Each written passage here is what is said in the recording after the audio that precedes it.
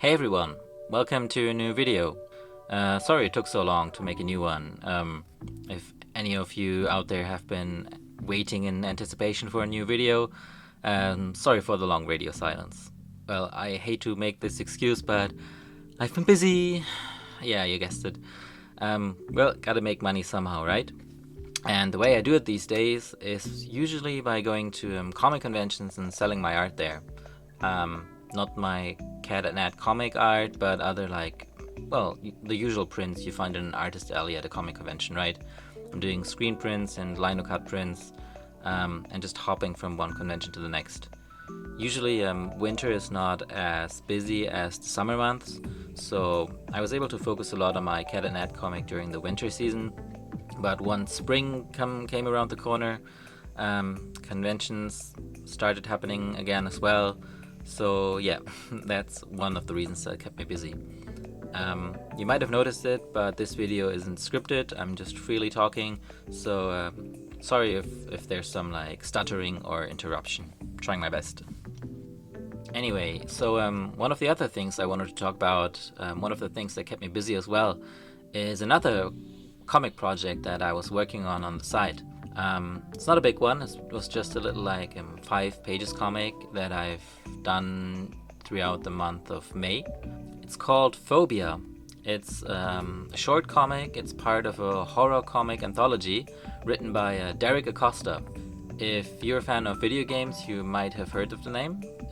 Derrick is one of the main guys behind Mega 64, the #1 video game podcast. They've recently recorded their 700th podcast episode, which is quite crazy. So yeah, they've been going on for over 20 years now, and I've been following them, well, for 20 years since I was a little kid.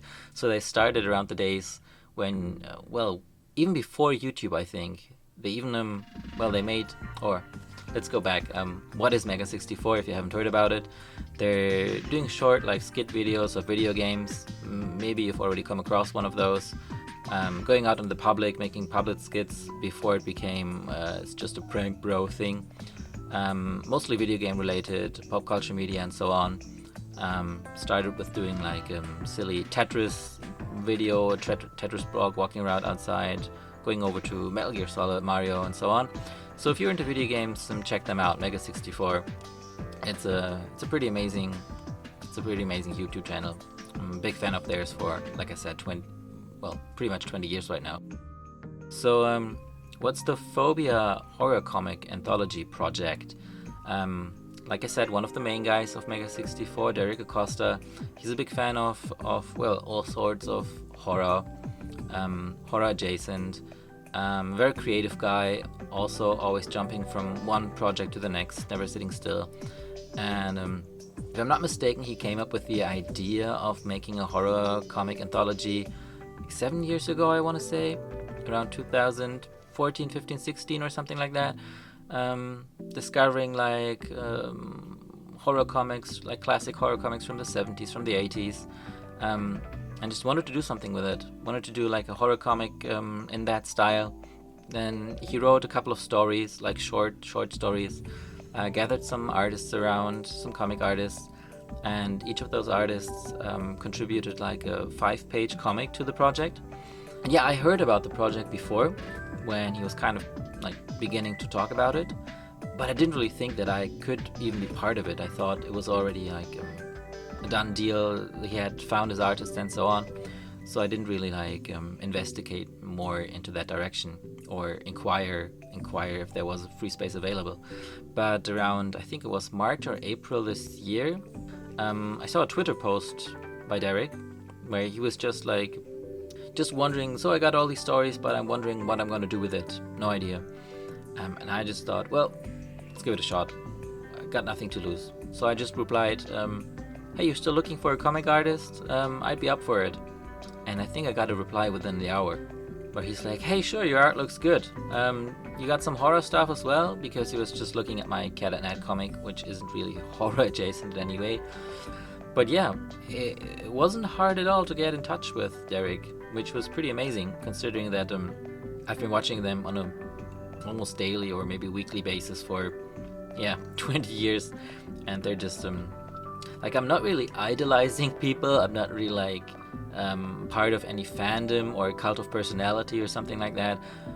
But I do like these guys because they're just way more authentic than your average YouTuber. They've been around way before something like becoming a streamer or becoming an influencer was even a possibility, or the word even existed.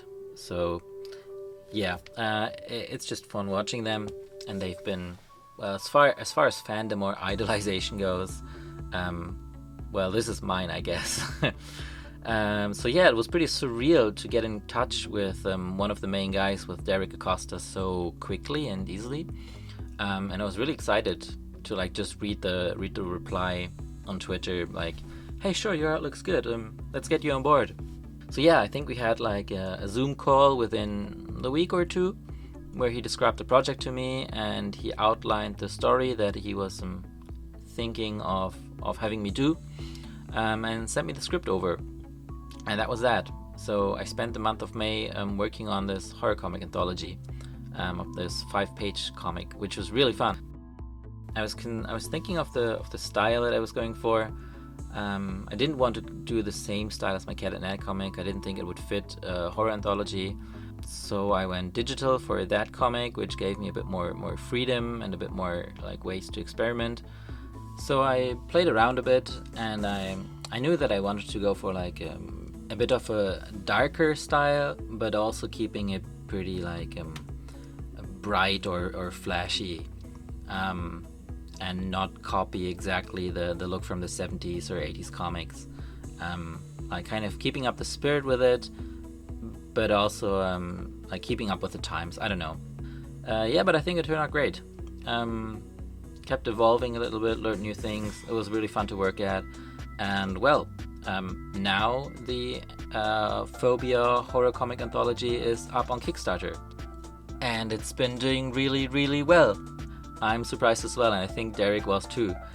I think they hit their stretch goal to get it printed within 1 day, I want to say, or maybe 2 days, which is just amazing. But I mean, yeah, sure, you got the fan base of Mega64 backing it up, making it a bit easier to advertise the project. But still, I would have never guessed how quickly they managed to like, yeah, hit their goal. It's just really, really amazing that we're now certainly getting to see this project come to life and to get a physical edition. I haven't seen the other comics yet. I've only seen the previews that Derrick has been releasing, so just the previews of some of the pages. But the other artists are also really, really, really amazing, and I'm super looking forward to the final product. Not just because I'm in it myself, which of course is a great honor, and I'm super, super thankful to be part of this, but just the project itself is really, really fun.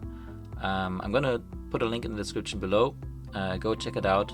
If you're into horror comics or just into comics at all, at least give it a shot, give it a try, see if it's something for you. I'm sure that even if the Kickstarter is over by now, you will still be able to order a physical edition somehow. But there's also digital editions as well. You can just get a few of the PDFs for cheap, digital zines, so to speak. And yeah, that's pretty much it. That's one of the things that I've been working on, apart from going to a lot of conventions. Of course, that hasn't been the only thing that I've been doing. I was also, traveling a little bit during summer, doing this and that, taking care of other things, taking care of some commissions on the side and so on. But I always thought that, well, I got 2 or 3 days of free time right now, but it's not really enough to get back into the comic, work on the page just a little bit, only to stop again for 2 weeks or 3 weeks, then go back to the comic for 1 day, stop again for a week, go back for 2 days or something. I don't think this jumping around between projects is really good for sequential art like this, and it will show in terms of like a wavery quality in the final product. So I was thinking, okay, sure, yeah, I'm gonna do some thinking, some sketching, or some script writing or something for the comic, not to abandon completely. But really going back into the comic was reserved for, well, when I got a bunch of free time, when I can work on it for like 2 or 3 weeks consecutive, go to a convention for a weekend, work on the comic again for 2 weeks. So now that the summertime and fall season is over, I can get back into the comic finally. Well, October will be busy again, But after that, November, December, and so on, it's going to be comic time again, finally. And I've also got some new videos in the making. The next video will most likely be a complete documentation of one page from start to finish.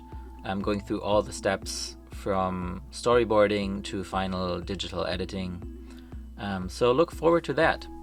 Thank you for watching. Thank you for sticking around. Enjoy the remaining rest of the video and see you next time. Bye!